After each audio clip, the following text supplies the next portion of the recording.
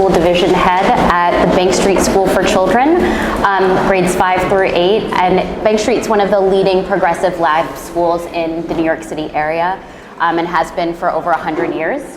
Our school is part of a larger institution called the Bank Street College of Education, which houses a number of innovative progressive educational programs, including the Bank Street College Center for Children's Literature.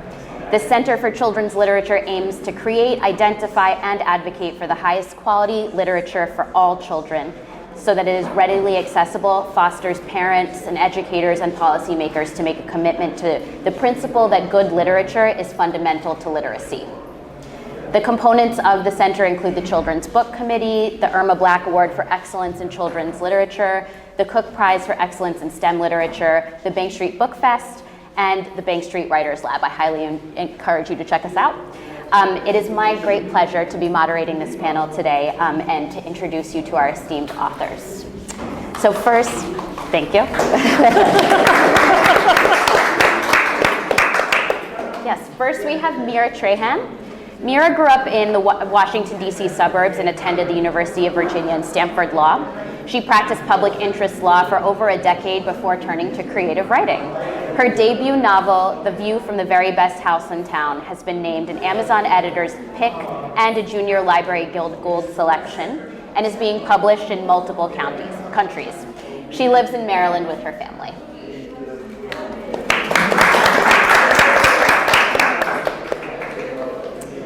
Next we have Ritu Khoda. Ritu is an award-winning author, producer of critically acclaimed films and books on art for children, a TEDx speaker, and founder of Artist One. Inspired by her son— Did I correct you? It's art first. Art first, sorry, art first. Inspired by her son's interaction with art in his early years, Ritu's passion for the visual arts met pedagogy, and Art First was born. Art First advocates the importance of visual art education as a core discipline in public and private schools, museum education, and community-based settings. She holds the child at the center and is committed to incubating young minds to think and engage critically as well as creatively through visual literacy. To complement the program, she introduces children to the exciting world of Indian visual art through her award-winning books, Raza's Bindu, Art is a Verb, Somnath Hore's Wounds, and I Spy Indian Art, to name a few.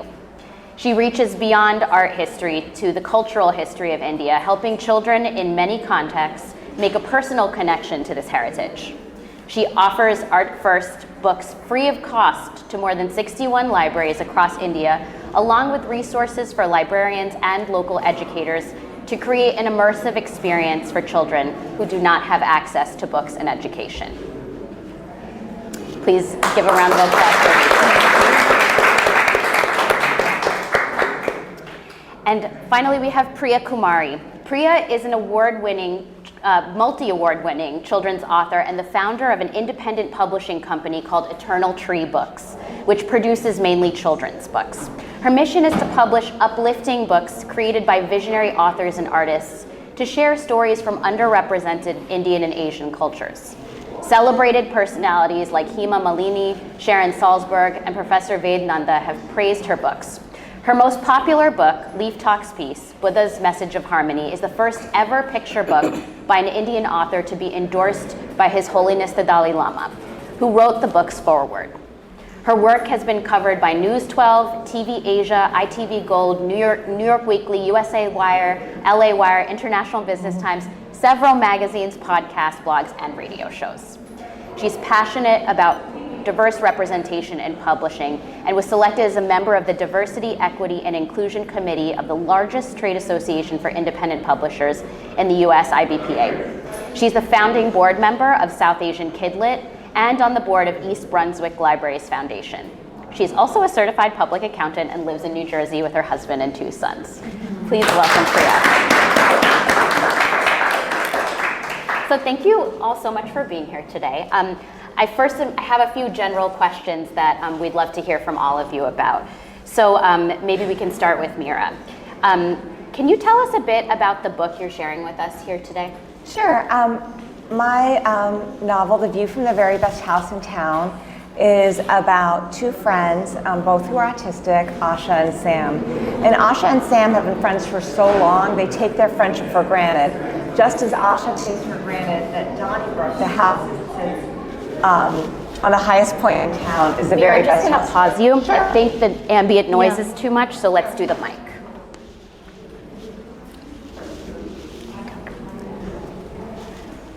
Can you hear better now? Yeah. Great.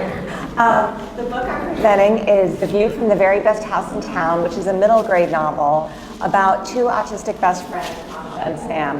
And they've been friends for so long, they take their friendship for granted, just as Asha takes for granted that Donnybrook, the mansion that sits on the very tallest point in town, is the best house there is. But when Sam gets admitted to an elite private school as a quote-unquote miracle boy, Asha wonders if she can take anything for granted anymore, because not only does he start avoiding her, he starts frequenting Donnybrook, the house that she loves, and is home to her nemesis. But pretty soon Asha realizes all might not be as it seems at Donnybrook, and she has to decide whether she should go save her friend or if there's even a friendship worth saving at all. Thank you. Next we can hear from Ritu. Okay, thank you. So before I begin, I must share with you that I'm not the author of this book. I am the publisher, and we conceptualize the book. That's part of the work that we do.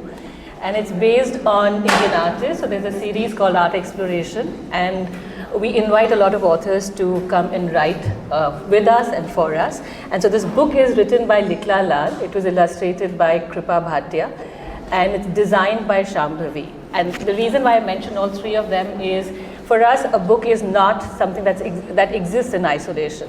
And so it's very important that we collaborate and make it more like a collective.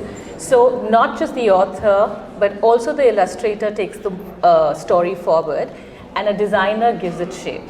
So for us, all three are very, very important, and I wanted to acknowledge them before I talk about the book.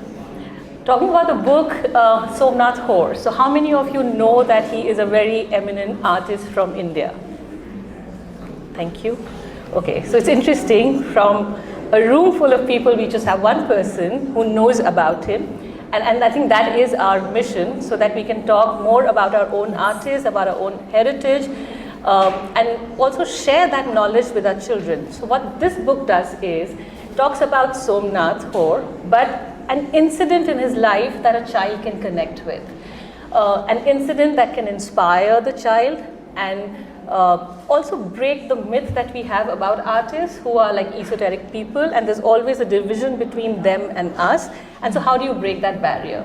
And I think for children it's very easy, because if you make that connection, they love you irrespective of who you are, right? So the name and fame doesn't really matter to them. And also the historical perspective of what they create is irrelevant. So Somnath, if you, just a little brief on Somnath, his work was inspired a lot by the war that he experienced, the famine that he saw in Bengal, also the peasant movement, which is called the Tibhaga movement, which also led to a lot of atrocities that he saw. So his work captures that pain that you see through very simple lines or gaunt sculptures, which creates that feeling of hollowness through metal, right? And that's the story we talk about in this book. The book is divided in three parts, and that's the process we follow, where there's an incident about the artist, followed by works of the artist. So it's important to also see how the child is reacting to the work, and that's a personal connection. And the third part of it is, how do you think like an artist, and which comes from the space of how do you create work by not just looking at techniques and methods, but about inculcating a way of thinking. And that's the third part of the book. I've got a few copies. I was hoping, are there any young parents here? And they're not. Okay, so if they were, they would have got a free copy of the book, and you are, and so a copy goes to you. And so the copies will be there. Do take a look and read and get to know more about the artist. Thank you, Ritu. Thank you. First, while you were talking about, I come from Bengal, so while you're talking about Bengal famine, it always makes me emotional, because I read about it, and it's not something I'm comfortable with yet, while I didn't see it myself. But yeah, so Leaf Talks piece, what I wanted to do with my work was to bring relevance of the values that I carried as a child growing up in India to my children. And that's when my work started coming up. And this book presents the concept of interdependent origination of life for children for the first time. And this concept is a very simple concept, or in fact I would say it was a very simple concept for me as a mother to explain to my child, while I don't know why it was not written for children before. And it is the basis of instilling goodness in a child. So it simply means that everything on earth is connected to each other. And to live in, and to be happy, you have to live in harmony within and without. So I presented this through an episode of Buddha's life, and to make it interesting, I presented it through the eyes of a leaf. So now the whole episode of Buddha's life is not presented from Buddha's perspective, but the leaf's perspective. So it now becomes interesting for a child to read. And it's simple, it's philosophical, yet the science is given in the notes. The way the book can be used in the classroom or home is given in the notes. So it's just a seed which I wanted to plant in a child when they are growing up. Leaf talks peace, Buddha's message from God. So my next question is, each of you have really rich, interesting backgrounds. How did you get drawn to being a part of the field of children's literature? Why specifically literature for children? Would you like to start, Priya? So for me, my passion lies in creating books, authentic Indian books for children, and make them reach into US schools and public libraries. And why I chose that as a mission, in spite of being a CPA, and like most of us here are writers, right? And we know that writing is not a lucrative thing. So we are certainly doing it for passion. And for me, the passion is to create an inclusive world. And how that can be done is by creating awareness. So there are steps to inclusion. And inclusion can't come if there is no awareness. And we need good books on all cultures for the children of that culture, as well for others to learn about others' culture. And the best way of doing that is to get into libraries, because not everyone will want to learn. Like me being an Indian, probably I'll not go on Amazon and buy a book on Hanukkah, Chanukah, Christmas, but obviously I'll get a copy from my public library and school library. I'll tell my son to get one. So that's the way I feel you can really work on the root, because once the research shows that a child understands biases, it starts developing biases by 3 months of age. And I'm talking 3 months, not years. So 3 months of age, there is doll study which shows how children see color as a basis of saying that person is good or bad. And the doll study has been recreated, and I think it was created a decade back, which is still recent, right? And we can take it as true in current times as well.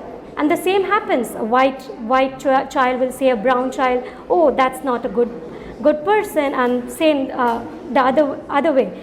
And that needs to change. And the change needs to come from below, because that's when the biases are setting in. And that's why I chose children's book, because if we work on our younger generation and water them, and in India we say that they are kachi mitti, which means clay, a soft clay, and we need to mold them as parents and educators. And if we have good books on creating awareness of each other's culture, I think world would be a better place. Like we are on that path then. Otherwise, it's a mess. It's a mess. Okay.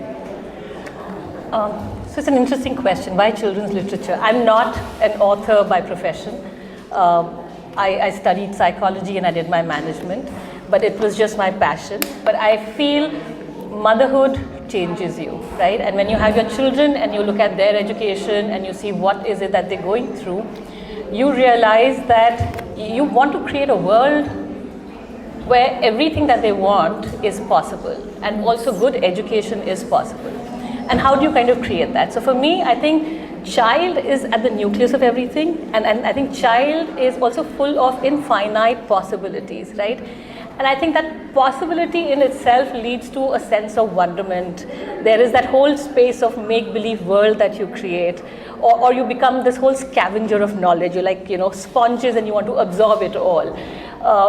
And I think from that space to see so much of creative inputs that comes through them, I think that became just my play field, right? And just through that, I just felt that there was a way to kind of engage with our children, to connect with them, to be able to give them a peep into things that exist, right? And something that can inspire you. But as she said, you just sow the seed and you just leave it after that for them to see how they want to make use of it. So it's not that you want to mold them, but you do want to share, again, infinite possibilities of what can be.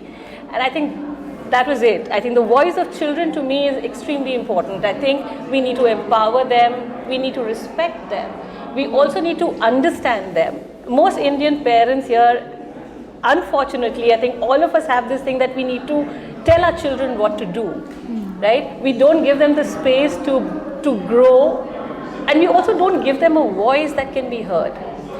And I think that was just that inspired me, and I thought that nothing like creating books that can have a very deep personal meaning for the child. And again, for me, the root was art for a very simple reason that art is unobtrusive, right? It's pretty subconscious, it's self-reflective, and it's that safe space that you create for them where they're able to own their own ideas, right? I think that's it. And then that's what inspired me to start writing books and then start inviting authors who could take that mission forward. Thank you. I think, echoing what Ritu and Priya said, the idea of making a difference is really important. But I think for me, in my work, the two things that I want to bring to my work that I think are essential, particularly to children's literature, are honesty and hope. I think, I just want to write the truest story I can, and I think children are a great audience because they can sense if you're kind of just trying to push a happy ending or just trying to say something that's not there, that's not really true, or they don't see in their life. So I like, both the rigor of being really honest, but also I think kids' books, especially for older kids, I don't think have to have a happy ending, but there should be some spark of hope and some spark of why things can change. And often when I come up with my story ideas, I don't know where the hope is necessarily in the story. And for me, writing and revising, that's a process for me to work through where the hope is and try to write something that is both honest and true. And I'd also say, if I don't know about the audience, but if you're not reading children's literature, some of the most kind of interesting work is in, and terrific writing is in children's books today. And at least in the U.S. publishing field, it sort of defines everything sort of from 0 to 3 all the way up to 8 to 18. And there's such a rich variety that being a part of that is really appealing to me too. Thank you. You can keep the mic. We'll just go back this way. My next question is about what you see of yourself in these works. What of your own life experience or your own worldview is reflected in the books you're bringing here today, right? They're not necessarily about you. They are about a wide variety of topics, wide variety of genres. But what of yourself is reflected in these works?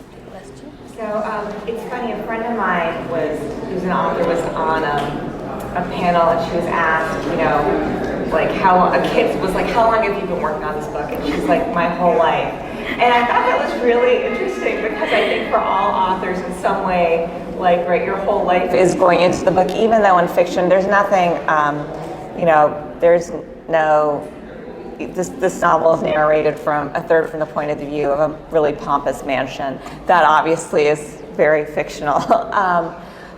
And none of the events are directly related. But I'd say the fact that there's an Indian American family and an Indian American protagonist was central. And I think in all my work, I'm actually working on a fantasy novel now. And so even though it's not directly tied to a literal place, that inevitably kind of comes through my work in some way or another. And also say what you were saying about worldview. I think it's impossible not to write a book that reflects your worldview. And for me, I'm writing books that are often for me to answer my own questions or put something into words that I don't know. And I can't put it just in a conversation, and I'm trying to work through these ideas. And even though this is a lot of words, it's maybe the best, most efficient way I know how to say everything I'm trying to say. And so that was very much a part of my process. And also, I don't know about for you all, but I feel like often, and I can imagine with both, the idea is just there percolating, and then these threads come. And so there were articles I read, there were personal experiences that were a part of this book. Thank you. So I think for me, it does come from a very personal space, and my entire work, I think, is also an extension of who I am. Right? And I think it's very difficult for me to separate the two, because I think it's the passion that I have in the work that we do with children through art. And it also comes from the fact that I saw my son grow up, and very often he has a creative side to him. And I think he has been my guinea pig all through, and I'm glad he's not here. I think he would cringe sitting here and listening to this, all of 22. But when he was a little kid, he spent a lot of time on his own, and there was no sense of boredom. But I very often saw him observing his own body, then putting the bricks together, then lying down again and imagining it, then again completing it, and you could see a form emerge, right? And he was just 3 years old at that time. And I think for me that the learning was how materiality, right, comes through that experience which is so tactile. And as he grew up, and I'm not going to talk much about it because I can talk endlessly because I'm a mother, but to talk about one particular episode which I think inspired me a lot to kind of explore the space of art more and more deeply, is that very often he would have a lot of existential questions, right, about life and about death. And even at a young age, at 4, we would have conversations about death and what that means.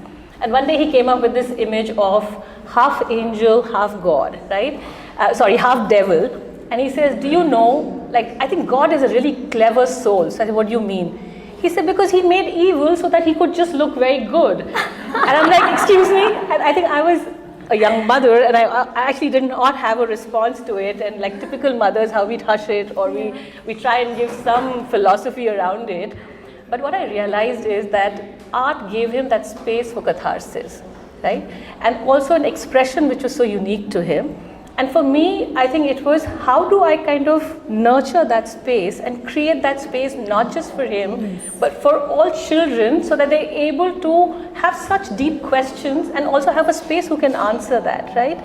And I think that percolated in my work, in the kind of programming that we did, the curriculum that we developed, and the books that we wrote on artists. So the first book was a fun book that I wrote. We were sitting and I had this friend come over and we just decided to write this book, and it's about Raza, again, Sir Sayyid Haider Raza, right? And there is a very famous story about how, as a kid, he would just stare into the wilderness, right? He grew up in a village in Madhya Pradesh, and so you had a lot of forest land. And so the teacher, instead of scolding him, got him back to the real world. And he said, Raza, I think you get distracted. And he did not tell him you have ADHD, but he told him that, let me tell you how to focus, right? And he put that little dot on the wall.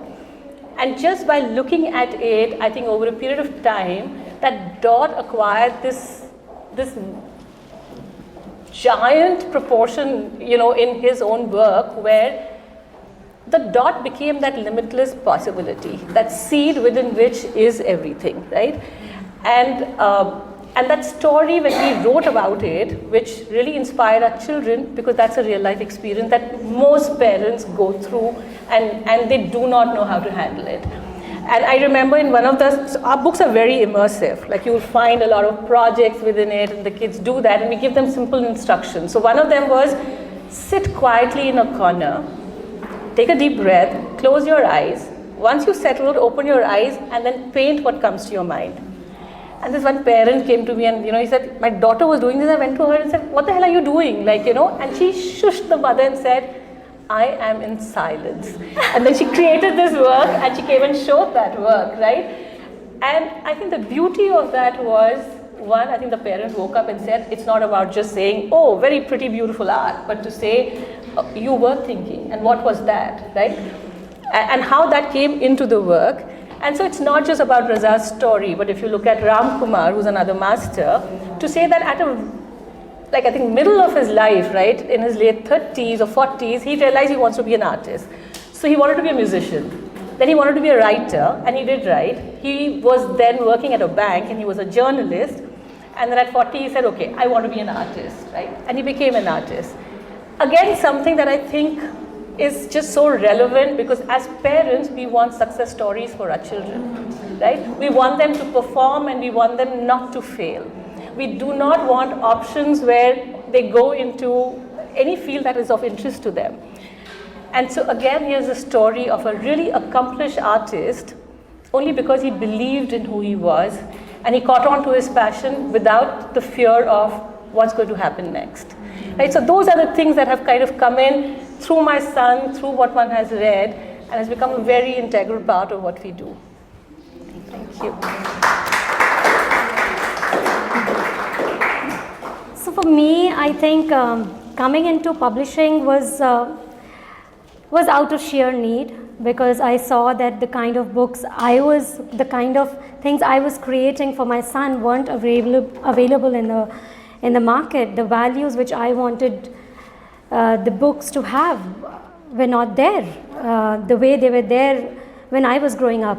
I'm not sure about US, but I grew up in the foothills of Himalayas in Siliguri. So just being with nature and growing up in my culture and growing up in a diversity like Siliguri instilled in me these values of individual, social, ecological peace, which has been basis of me always. And that is what I wanted to give my child. And he's an avid reader, so obviously books endorses whatever I say. And sometimes children need that. Because when you are saying, after some point it will be like, oh, mama says this, and only mama says this. And book is the way the children just stop questioning. And that is the responsibility on a book. Like, it's a huge responsibility on a children's literature, especially because it is kind of endorsing whatever the literature is saying to a child. And that is when I started writing it. It is of course from my childhood experiences, I would say, but obviously it came after my son, my elder one, was born. Most of my books are work like I was already teaching them, and then once I started publishing more and more. So like the theme around everything is, as I said, peace education, social, individual, ecological peace. And what I try to put in there is what I grew up with, the why and the relevance of my culture. And that's what I want to bring across for everyone, not just for my child or child of an Indian origin, but for everyone to learn and feel respected and respect others for who they are, instead of just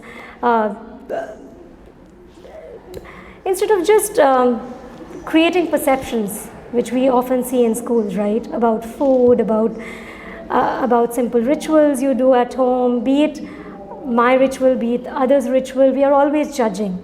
And if we give those resources to our children, I'm sure they won't be judging, because now they understand why it is done and they have more respect. And this book especially gives a wholesome treat because it doesn't talk about any culture. It doesn't talk about Buddhism. It only presents an episode of Buddha's life from the perspective of a leaf now again. And the aim was just tell children that whenever you see a leaf, it reminds them that they are reflection of nature. And nature has diversity, and you are that reflection. We don't want a world where everything looks same. We don't want a flower we want variety of flowers, right? We don't want one flower to be everywhere. That's now not what we want, and that's not where we want to go. We should respect each other. And also, in a very philosophical and a scientific way, leaf needs these elements, and those elements live happily in a leaf to give it life, and that's how we are. The concept of interdependent origination of life has been explained in a very subtle way, and yet very powerful way, so that they take it forward. And even like if they go out and they see a leaf, if that reminds them of peace, I think my job is done. And how I reflected all children in my book, especially, is this page, which is, I won't say it's one of my favorite, but one of the, I have done many classroom reading of this book. It's part of peace education in many schools, especially Montessori school, because they are big on peace education. So this is the page which children love. And whenever I play a video of the time lapse, how it was created by my illustrator, very talented illustrator, Anusha Santosh, they always, while it is being drawn, they'll be like, oh, this looks like me, this looks like me, this looks like me. And it's always so wonderful that and without even me asking that, do you see yourself in it? I never ask that. I just play that this is how the illustration was made, and they see themselves represented. So I feel somewhere that is what I wanted to do, and that is what my work is being done. And I'm just very, very grateful that in spite the books are very unique and it has not done before. The why and the relevance has not been presented in many books before on Indian culture. It has been accepted. Dalai Lama ji wrote the foreword for the book. Tai Sutu Rinpoche wrote a message for the book. It was launched by IBC in India in Sarnath, and the president then, President Kovind also attended the event. He graced the event. So I never imagined it to be, but it's just wonderful that how it is creating an impact that I wanted it to create, but didn't know how it will reach, but it just reached. Ritu, let's actually start with you this time. Okay. So educators often think of books as both windows and mirrors for children.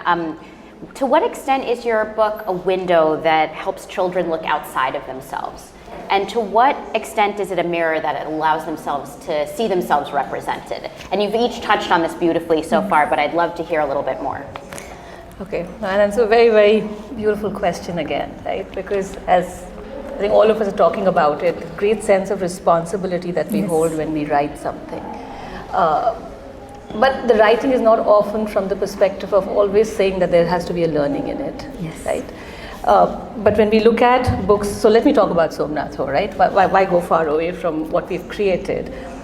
When we talk about a book like this, it came at a time when I think all of us were suffering. It coincided with the pandemic. And so when we talked about it, it's so much about the suffering, the pain that one feels when one goes through some very difficult emotions or difficult moments in life.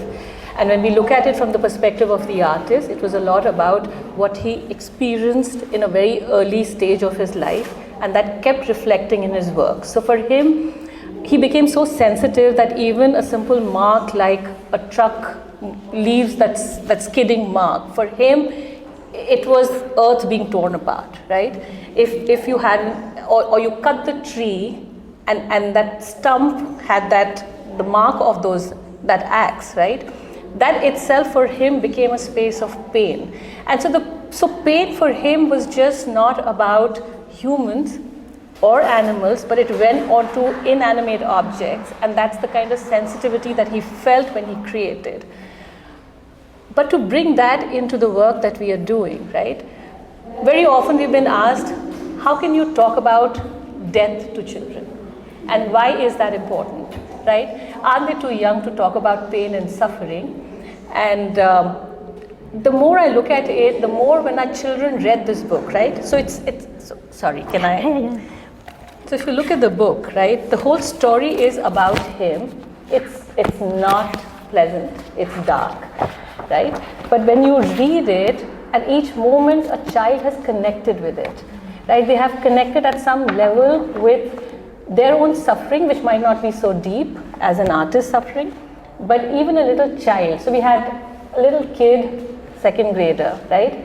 And he came up and said, oh, my wound is like an antiseptic cream. Okay, so we said, what? And that was like just an antiseptic cream that you put on your wound, right? But that connection with it, that it can cause pain, was very, very palpable, and it's also very visible, right? For little kids, the pain might just be about putting a band-aid, and that is fine, because that's also the physical bruises that we kind of go through. But it's also about acknowledging that there exist very difficult questions and we don't answer them, right? We also are very, very hesitant to even address what they feel. And I think very often through our book, they've been able to talk about it, and we've created that space where we hold the space for our child. And I'm just going to talk about, sorry. I'm just going to talk about a few things that our little kids talked about, right? So if you look at the 3rd and 5th grader, I'm good, thank you. They had stuff like, I hate myself because people think I'm dumb and stupid, right? There was another kid who talked about the fact that everyone calls me fat in my tuition class. I wear trousers, I look fat. I wear skirts, I look fat, right? And I know that's body shaming, right? These are little kids who talk about it. He said, but what do I do? What do I wear, right? And these are the kind of, I think, that churning that takes place when you take them through books that forces you to think, right? And so it's not just about their own internal perception, but also at the time there was also the farmers' protest that was going on. So there was a 9th grader who came and talked about this pain and suffering of a farmer, right? And what is it that it takes to help them through that process? Or during COVID, when there was migration and the labor was going back, and it was so painful to see that entire journey for a child, right? Because they just could not fathom what was happening. And that this became a platform for them to share those, again, we call them wounds, but it's something that they feel, which is very real, right? Very often, so there have been cases where people have come and said, goodbyes are wounds for us, right?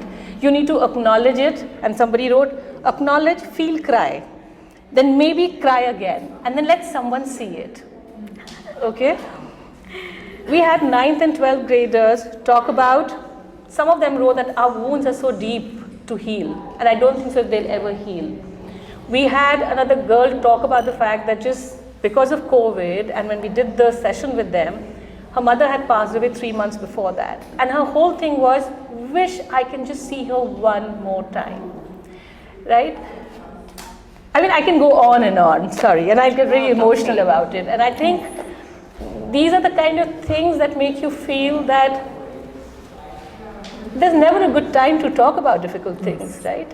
And I think we just need to create that space so our children can also pose those difficult questions, and as parents, we need to understand them, and we also need to share, just share sometimes. We don't need to give them gyan, right? It's not always about coming up with solutions.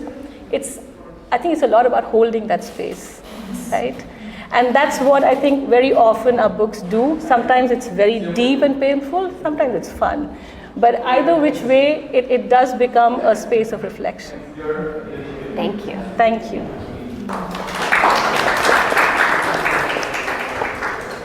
Thank you for this question. I think the idea of mirrors and windows, is crucial to my work in children's literature more generally. For me, because I'm not autistic, even though I'm an autistic family member, writing outside my experience, the idea of representation was probably the most important question I had. And ultimately, I decided I needed to write this book sort of for myself while doing a lot of work in terms of listening to the community and reading autistic authors and having a sensitivity reader and but I ultimately decided if this book wasn't going to kind of be a positive in the question of mirrors and windows, I didn't want it published because there was nothing more important than getting that right. So, and part of this, hopefully everyone wants to get their representation right. It's not about publishing a book, but also as an Indian kid growing up in Virginia in the 1970s and 80s, I rarely saw my experience represented, but often when I did, the mirror was like a funhouse mirror where I was like, that's not that's not it at all.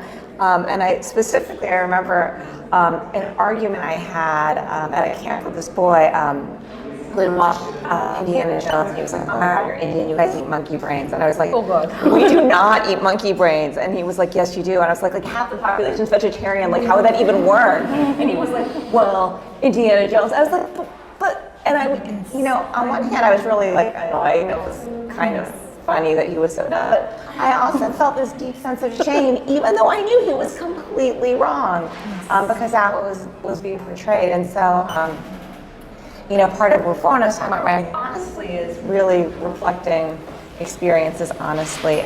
And then in terms of whether something's a window or a mirror for a kid, a window is, seeing outside into someone else's experience and you're reflected back on you.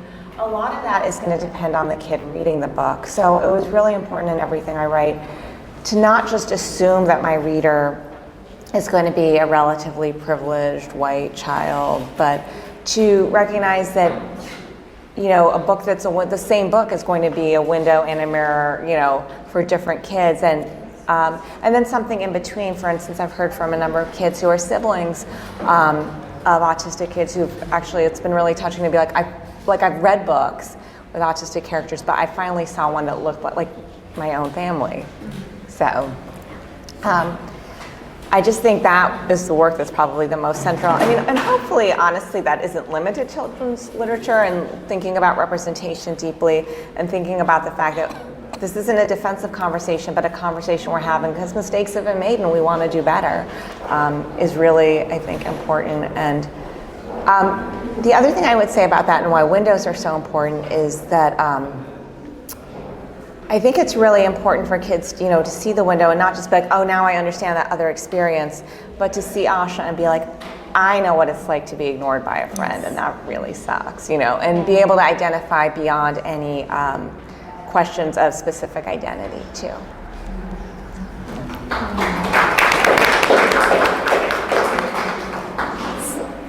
For me, like the entire work I do, so this is one of my books and I have written 5 more, and published 4 authors till now under my imprint, Eternal Tree Books.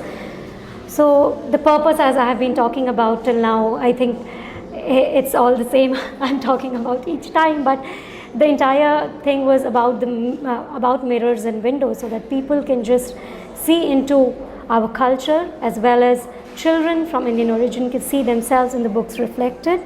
And the values are global, but again, it's not tied to any culture. So if you see Leaf Talks piece, it's not tied to any culture. The values still are global, and it's across all cultures.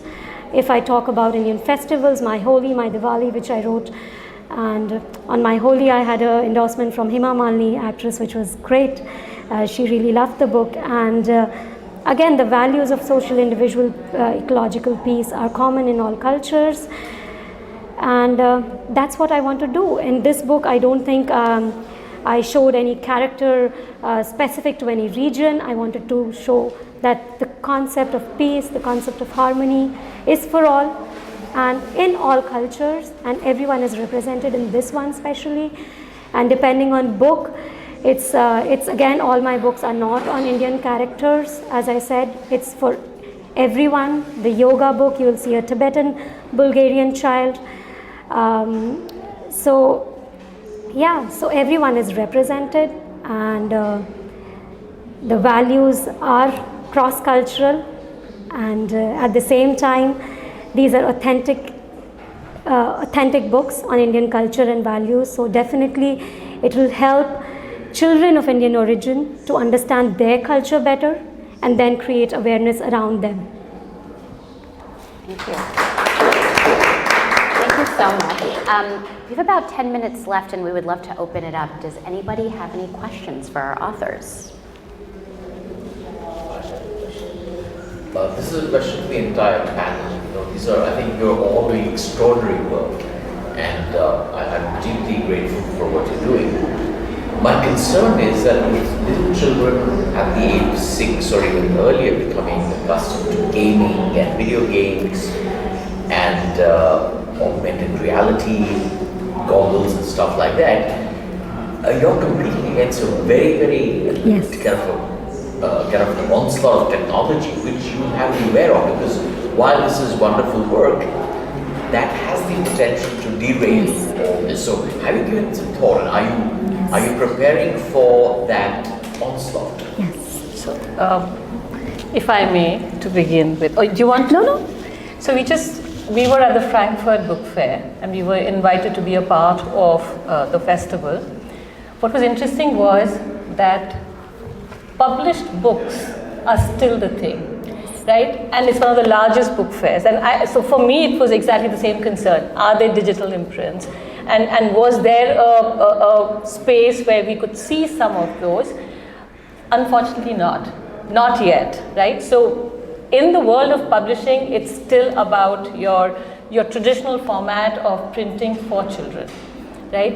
And we've kind of debated that a lot because our work is so immersive. When we create a book, it's a play field for the child. So it's not just a simple book. We have a lot of projects, there's a lot of activity that happens in our books. And we said, why don't we kind of gamify it? But it came from that sensitivity that we cannot add to the screen time for our children. And I think we need to pause. And I think I still think that some things will continue, irrespective of the changes that we see around. We are going to Bologna again, we've been invited, and that's the other space. We will watch out for that to understand the trend, whether it does exist for kids or not. Yes. To answer your question on two levels, I think on one hand, the gamification provides a challenge, but we are seeing a lot more audiobooks and I see some digital where kids can access books in different ways. Kids with learning disabilities sometimes can have a book sort of read to them while the words are lighting up. So I think the reality is we're never going to replace games, but I also think the reality is gaming isn't going to replace books, and it's a way to find both. I actually, in my book, when I was reading it, I was like, well, what do these two kids bond over? And I made up a video game. Partly because I was like, I think actually the reality is that probably be bonding over the video game. But I also sat down with one of my kids and I was like, so is this how the video game would actually work? To make sure it actually read authentically. At the same time, another thing I love about writing for kids is as a writer, you can't be particularly self-indulgent, even if you want to write very high quality prose. They do have other things competing for their attention, and you have to tell a good story, and hopefully a story that people want to read. And I think that's, can be for a bit of a challenge sometimes, but I think it makes for better work too. So this question is a very interesting one, and I hope you're not getting back to me that I was the first one to question in your panel. So I'll answer it in three parts, like as a publisher, as an author, and as a mother. So as a publisher, during the pandemic, while so many industries slowed down, publishing industry still saw a boom. Like bookshop.org is the big example in the US, which was launched just before pandemic hit, and their revenues in a year was in millions. So publishing is still flourishing, and especially with children's book, it is very much in the rise, which shows that there is a demand. Yet, there is a lot of distraction, and one way is to make books fun. And that is what, as a writer, I try to do. As a publisher, I try to bring out to make the books interactive. Every book has a note, and every book is kind of a conversation starter for parents and teachers to take it forward as an activity. In this book itself, there are activities discussed on how you can discuss on this social, individual, ecological piece. There are so many questions that if a child has questions, then you can answer them in a right way. And so yeah, the book has to look beautiful to attract them. So our books are industry standard. They are as good as the big fours would produce, big four publishing houses would produce. The picture quality, the editorial level, the paper quality, so all are industry standards. So the child is drawn towards it. They are used to seeing such colorful books, such interesting looking books. And as a writer, I try to make it more interesting for children. For this book, as I mentioned, that it's an episode of Buddha's life, but again, it was not written from Buddha's perspective or from a third person perspective like you see normally. It is written from a leaf's perspective, so that now child is drawn to the book. And that is what I try to do as a writer. And now as a mother, if I would say, screen is very, very attractive. Very attractive, but yet I have a 7.5-year-old and a 4-year-old, and I have always managed days without any screen time, and sometimes just 20 minutes during the day. And I still have, I'm ancient, so I still have encyclopedia in my house. When they want to look up something, my son is all about and animals and anything in history, civics, whatever, he'll read it. So I still have encyclopedias around so that he can look up for his answers. We have a big library. We go to public library every 2 weeks to get hundreds of books, because there is no limit in my library, which is really good. And so as a parent, if you want to restrict that thing with your child, and you understand that to a certain level it is good and bad both, and what impact it does to, what impact it brings to your child, then there are ways, you can create a world for them in books itself. The fancy things which they see in books which they see in games and on TV, it can be created in books very well. So the availability part of that has to be sought out by the parents. It can't be kids, right? With children's books, especially as a publisher also, we struggle because our audience is not our buyers. They are different.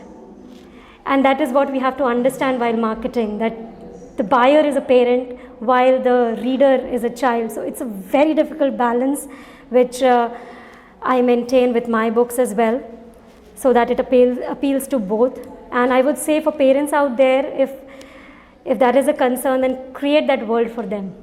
Create that world. That you have to do. And then publishers and writers like all of us are giving that world to them. We'll take one more question. So thank you. This is just an amazing panel. You're again on what I think is the most difficult mission on earth. Write a children's story is truly. So my question is this: when I look at children's stories today, and when I look at children's stories way, way back, the children's stories way, way back were very authentic. Very authentic. There was an intimacy. Because many of them started off as folk stories.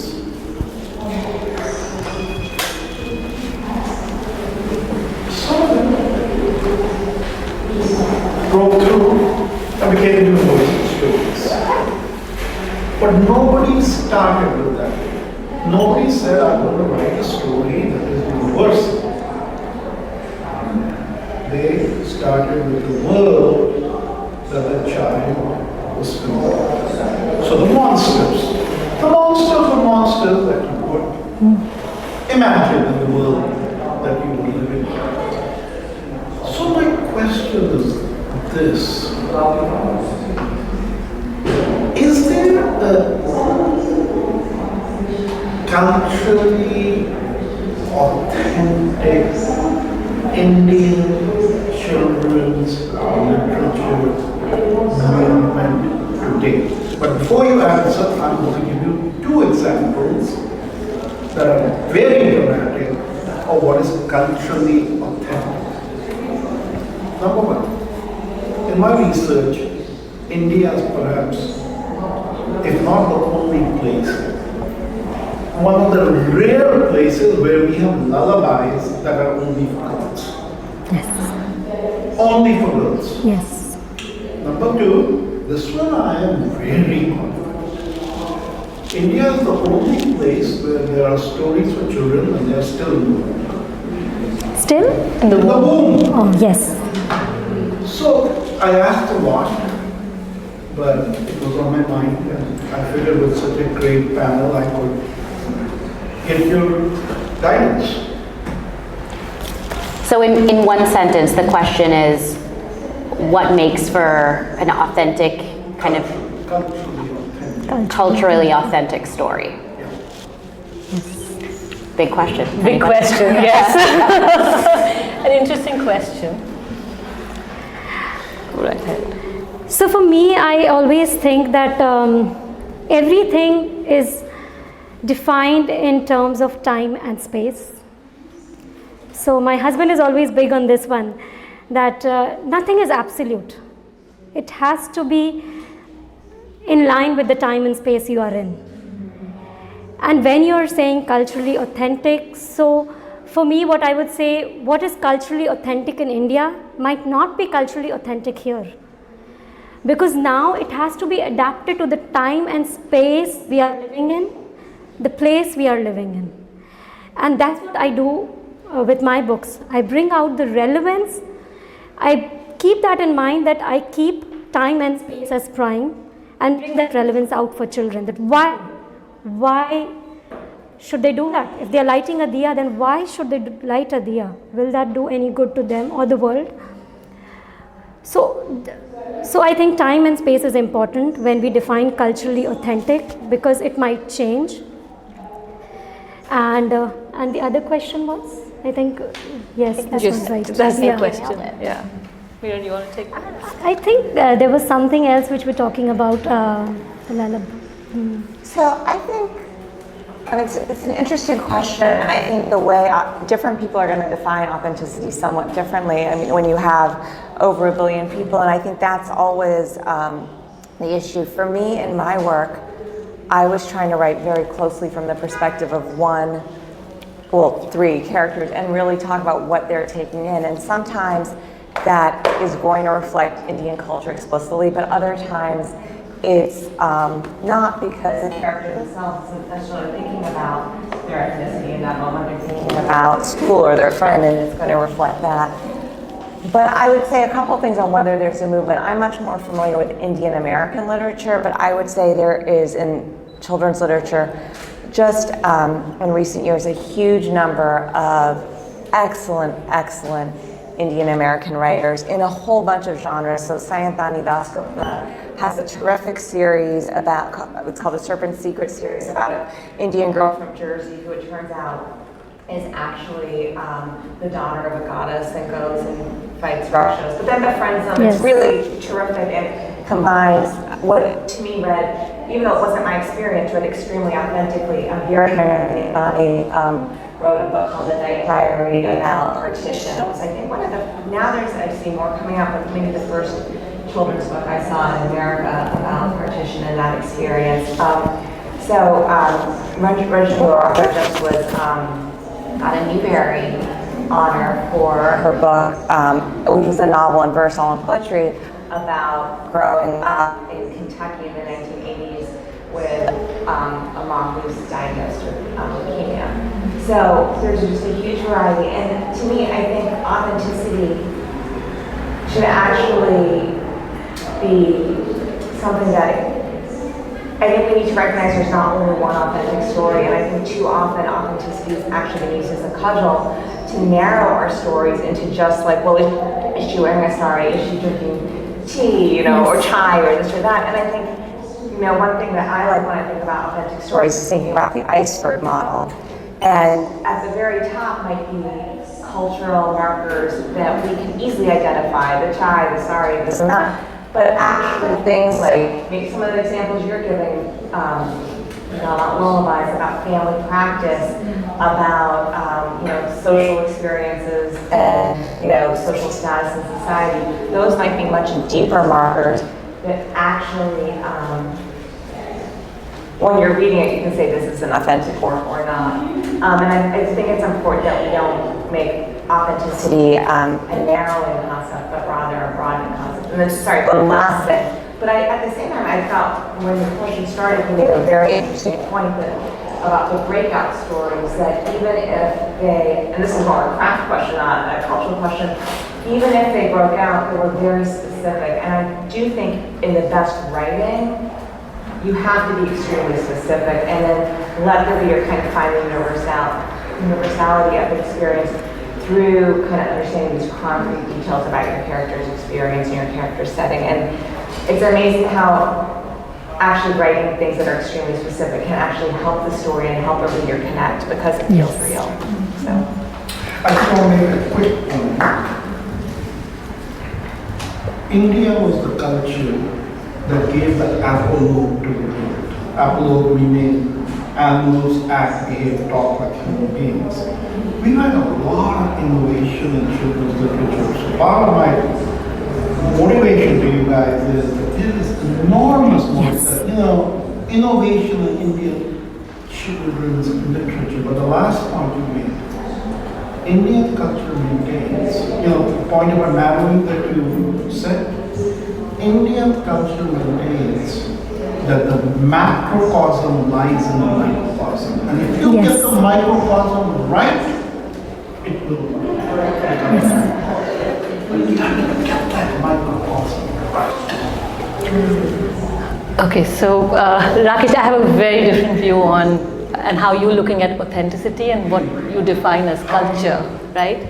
I write non-fiction, so for me it's a very easy thing to say I am still talking about my culture, but I'm talking about stories, right? The origin of story is maybe rooted in culture, but it transcends time, right? And it is about the joy of creating. And it's also about breaking the norms. So if you start from how we started to looking at the whole concept of Nukkad Natak being one, to looking at Pattachitra being the scroll of storytelling, to looking at Mahabharata itself is as a narration, right? But those are all different expressions. And my thing is that when we evolve, and there is that growth in evolution, we take some and we move on with that, but we also have to keep in mind that the story has to have a context. And the context is of the period that you live in, right? And again, very often, I think all of us are still living in a past glory, right? And including me. I love my Vedantas. I'm a Vedantic, right? I love the Advaita philosophy. But can I come and talk about that to my child and say, listen, this is a beautiful story and you need to know. I start talking about the Rishi Munis. Do you think I'll have an audience? No. But the same concept of oneness, if interpreted differently but contextualized, does not dilute the authenticity of it. Right? It's so one has to think of who are we talking to? What is the construct or the form of what we are discussing with them, right? So if I'm talking about story to a child, a nonsensical story will get them laughing no end. Okay? And that could be anything.